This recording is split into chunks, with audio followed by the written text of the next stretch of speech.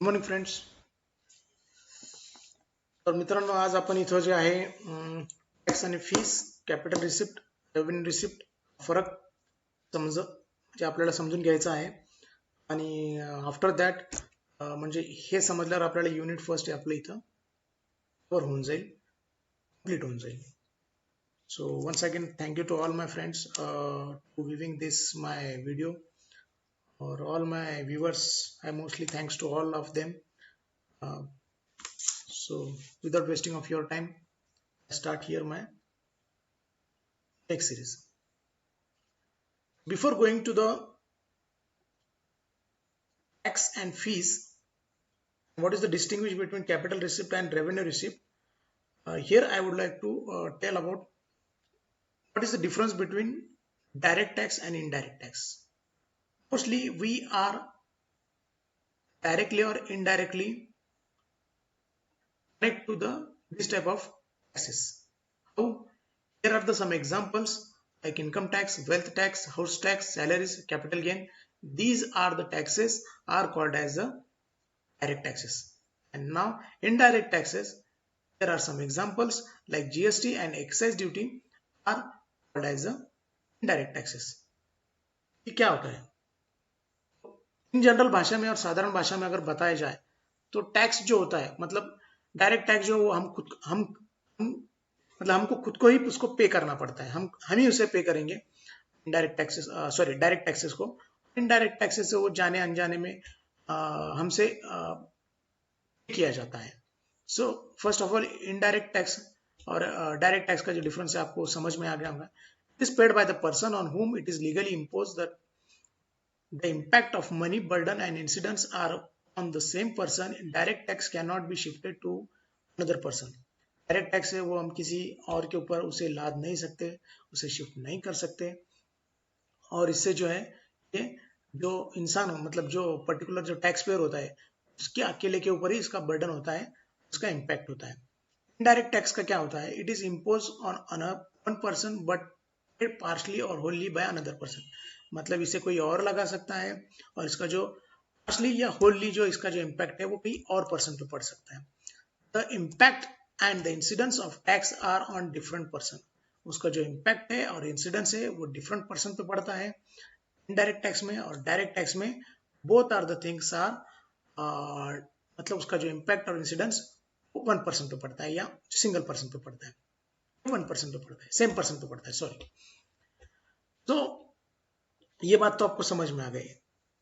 तो अभी हम आगे जाते हैं. नेक्स्ट स्लाइड पे आने से पहले यहाँ पे जो है हमारे सिलेबस में, जो मैं आपको बार बार सिलेबस का इसलिए बताता जा रहा हूँ कि हमें जो यहाँ पे जो तैयारी करना है वो एग्जाम पॉइंट ऑफ व्यू से तैयारी करना है. क्योंकि ये जो सब्जेक्ट है मुझे नहीं लगता कि किसी को मुश्किल जाए, इसलिए मैं एग्जाम पॉइंट ऑफ व्यू से जो यहाँ पे जो टॉपिक है उन्हीं को मैं कवर करने की कोशिश कर रहा हूँ. तो नेक्स्ट जो है difference between tax and fees, हमारे सिलेबस में ही है. टैक्स और फीस में डिफरेंस क्या होता है? Tax is a compulsory payment to the government without getting any direct benefit. जब टैक्स पे करता हूँ मुझे उसका कोई डायरेक्ट बेनिफिट नहीं होता है, इनडायरेक्ट बेनिफिट होता है. और फीस जो है मेरा वॉलंटरी पेमेंट है गेटिंग सर्विस. अगर मैं कोई सर्विस लेता हूँ तो मुझे उसकी फीस भरना पड़ेगा, देना पड़ेगा. और अगर मैं सर्विस नहीं लेता हूँ मुझे उसके लिए कोई फीस भरने की कोई आवश्यकता नहीं है. जैसे कॉलेज की फीस होती है, ट्यूशन फीस होती है, जो सारी चीजें, हम ट्यूशन जाते हैं तो उसकी जो फीस आती है, मतलब हमारे इच्छा का, अगर कोई जाते हैं नहीं जाते हैं, बट वॉलंटरी, या हम कोई सर्कस में देखने जाते हैं तो उसका एक टिकट होता है, टिकट भी एक तरह का फीस होता है. तो हम अगर उसको एंटरटेनमेंट करते हैं, मतलब एंटरटेनमेंट के लिए जाते हैं, वहां से हम जो, तब समझ गए होंगे आप मुझे क्या बताना है कि टैक्स और फीस में what is the difference between both of the things. और मैं जो बोल रहा था कि टैक्स में जो हमें डायरेक्ट बेनिफिट नहीं मिलता, इनडायरेक्ट बेनिफिट, जैसे मैंने आपको बताया कि मैं अगर टैक्स पे करता हूँ या मैं टैक्स पेयर के स्लैब में आता हूँ, इसका जो बेनिफिट है मुझे इनडायरेक्टली मिलेगा. कैसे मिलेगा? अगर मेरे घर के बाजू को रोड बनता है, मेरे घर के बाजू को कोई अस्पताल बनता है, या मेरे शहर में कोई बड़ा कैंसर का हॉस्पिटल बनता है, तो ये जो चीज़ है ये हमारे टैक्स में से ही बनती है. और उसका जो यूटिलाइजेशन है वो फॉर पब्लिक पर्पज और पब्लिक यूटिलिटी के लिए किया जाता है, welfare of the nation, welfare of the society. Tax is a compulsory payment. मैं अगर टैक्स स्लैब में हूं तो मुझे वो भरना ही पड़ेगा. Fees is a voluntary payment. Regard to tax, मतलब हम टैक्स में देख रहे हैं, there is not and must not always be direct correlation between the tax and the service intended to be render. मतलब जो डायरेक्ट रिलेशन यहाँ पे टैक्स और सर्विस का नहीं होता है, जैसे कि indirect in regard to tax, अगर हम टैक्स की बात करें तो there is a not and must not always be, मतलब वो हमेशा ऐसा ही नहीं होता, डायरेक्ट को relation between the tax and the service ऐसा नहीं होता है। इंटेंडेड टू बी रेंडर मतलब जो जो सर्विस रेंडर करता है उन चीजों के ऊपर डिपेंड करता है वो। In regard to fee, there is and must always be correlation between the fee collected and the service intended to be rendered. मतलब अगर हम दोनों में से एक भी चीज समझ जाती है तो हमें दूसरे का फर्क ऑटोमेटिकली समझ में आता है।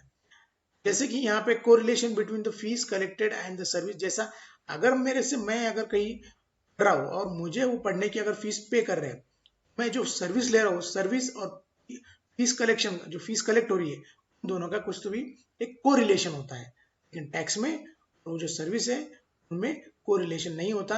अगर हम देखेंगे तो टैक्स हम डायरेक्ट भरते हैं और जो हमें सर्विस मिलती है उनका कोई कोरिलेशन होता नहीं। मतलब जैसे कि समझ गए होंगे कि आप कि कोरिलेशन मतलब अगर मुझे जो सेवा मेरे जो पब्लिक यूटिलिटी मिल रही है मैं बोल तो सकता हूँ कि ये मेरे टैक्स से बना है, लेकिन उसका कोई डायरेक्ट कोरिलेशन नहीं होता है। लेकिन जब मैं कोई फीस पे कर रहा हूँ और उसकी मुझे कोई सर्विस मिल रही है, मैं बोल सकते हैं हाँ ये सर्विस मेरे से रिलेटेड है क्योंकि मैंने यहाँ पे फीस किया है। आगे आते हैं, in the case tax payer does not accept any direct benefit. हमने पहले भी देखा कि जब हम टैक्स भरते हैं तो उसका हमें कोई डायरेक्ट बेनिफिट नहीं मिलता है, वही टैक्स बताता है in the case tax payer does not accept any direct benefit. On the other hand this is not paid if the person does not want to get a service. साधारण सी बात है, अगर समझो मैं अगर फीस पेड नहीं करता हूँ मुझे वो सर्विस नहीं मिलेगी। यहाँ पे जो है मैं टैक्स भरता हूँ मुझे उसका कोई डायरेक्ट बेनिफिट नहीं मिलेगा।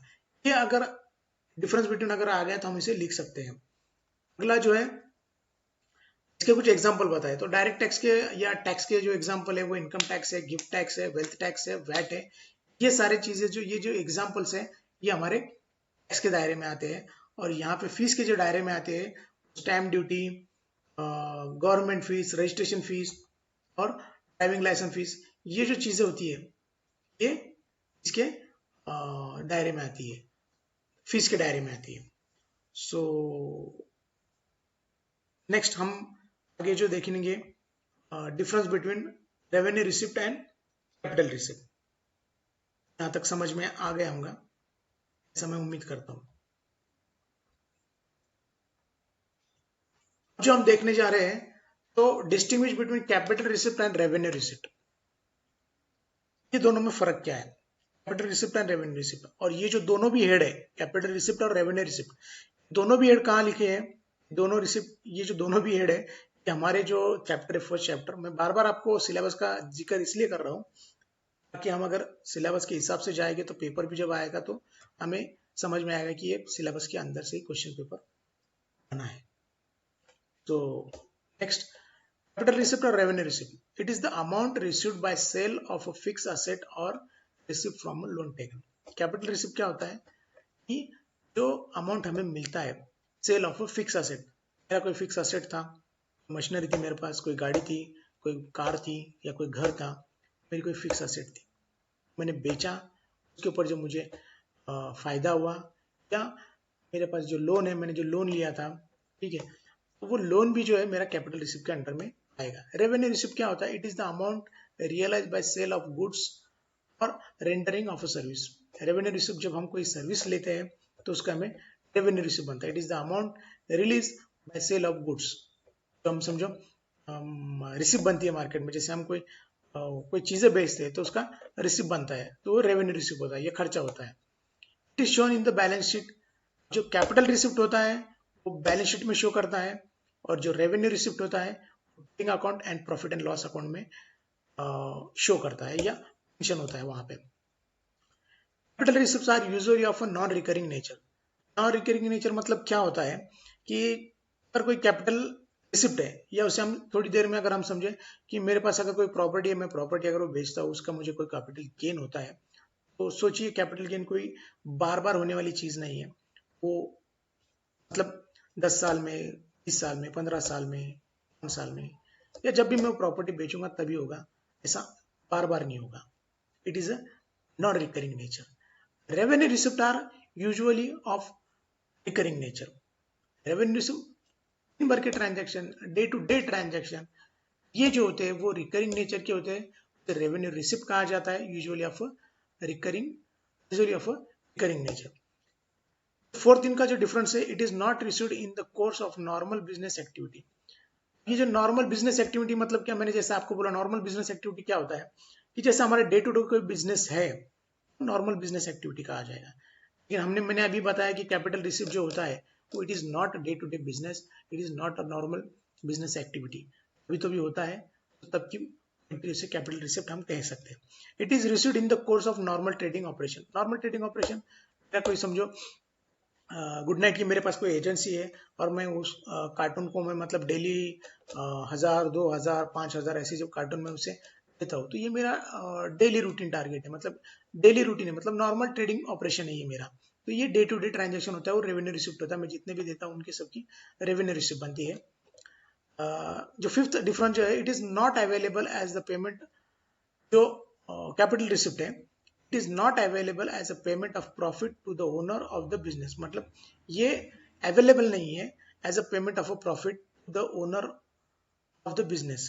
मतलब जो बिजनेस का जो ओनर होता है उसका इसे हम प्रॉफिट नहीं बोलेंगे. इट इज नॉट अवेलेबल, मतलब इसे गेन कहा जाता है. मोस्टली इस पे जो कैपिटल पे जो भी हमें जो मुनाफा होता है उसे हम गेन कहते हैं.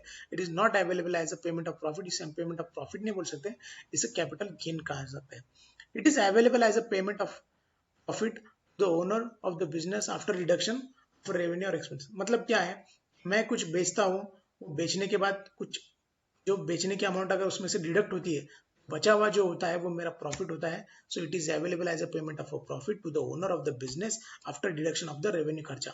मतलब कोई चीज बनाने में मुझे इतना खर्चा है, मैं अगर उतना निकाल दूंगा, बाकी का जो बचेगा मेरा यहाँ पे प्रॉफिट कंसिडर किया जाएगा. हम और भी इसकी डिफरेंस देखेंगे ताकि अगर में का कोई फर्क ना हमारे मन में रह जाए. नेक्स्ट जो है कैपिटल रिसिप्ट और रेवेन्यू रिसिप्ट का वो हम देखेंगे. यहाँ पे मीनिंग क्या होता है, इन दोनों का बीच में का मीनिंग है. Capital receipt are income from non recurring streams, non usual operation. मैंने पहले भी बताया जो कैपिटल रिसिप्ट होता है वो नॉन रिकरिंग नेचर का होता है, नॉन यूजुअल ऑपरेशन होता है. रेवेन्यू रिसिप्ट जो होता है वो डे टू डे ऑपरेशन होता है, मतलब जो व्यापारी होता है उसका जो दिन भर का जो ट्रांजेक्शन चलता है उसे हम रेवेन्यू रिसिप्ट कह सकते हैं. Capital receipt are received from financial and investing activities. मतलब उसका सोर्स क्या है, सोर्सेज बताया. Capital receipt are received from financial and investing activity. Revenue receipt are received from sales, discount from customers etcetera. मैंने पहले भी बताया कि जो हम सेल करते हैं या कुछ एक्टिविटी होती है इवेंट टेक की डे टू डे, तो उसमें हम रेवेन्यू रिसिप्ट की बात करते हैं. कैपिटल रिसिप्ट जो है मोस्टली हम इन्वेस्टमेंट एक्टिविटी करते हैं या कोई फाइनेंशियल एक्टिविटी करते हो. कैपिटल रिसिप्ट नेचर क्या है, capital receipt are non recurring nature, मैंने वो बता ही दिया, और ये रिकरिंग नेचर है. Capital receipt are non recurring और revenue receipt are recurring nature. Condition क्या होती है दोनों के बीच में की, capital receipt must create liability और lead to a reduction in the asset. Capital receipt क्या होता है कि जो हमारी एसेट होती है वो कम होती है. इसलिए हम देखेंगे कि अगर मेरे पास अगर 4 प्लॉट है, उसमें से मैंने एक बेच दिया, उसमें मुझे कैपिटल गेन हुआ, कैपिटल गेन तो हुआ, मेरा फायदा तो हुआ, लेकिन इसमें मेरे जो 4 जो असेट थे वो उसमें से एक कम हो गई. इसका मतलब ये रिडक्शन इन द असेट, ऐसा उसे हम कंसिडर कर सकते हैं. Revenue receipt must not reduce asset nor create any liability, new liability. इसका जो कंडीशन है, जो रेवेन्यू रिसिप्ट है वो जो है नॉट रिड्यूस द असेट, मतलब वो हमारी असेट रिड्यूस नहीं करता और ना ही असेट रिड्यूस करता है, ना ही कोई लायबिलिटी वो बनाता है. हम capital receipt are long term nature, मतलब लॉन्ग टर्म नेचर के होते हैं, और ये जो है शॉर्ट टर्म नेचर के होते हैं या डे टू डे नेचर के होते हैं. तो उसके बाद जो है accounting capital receipts comes in the balance sheet. हमने पहले भी देखा बैलेंस शीट, और इसका जो अकाउंटिंग है वो पीएलएल और ट्रेडिंग में होता है. तो उसका इम्पैक्ट क्या है, ये क्या है. Capital receipt use to meet capital expenditure, debts, buy asset etcetera. ये जो है उसका पर्पस होता है. कैपिटल रिसिप्ट क्या होता है कि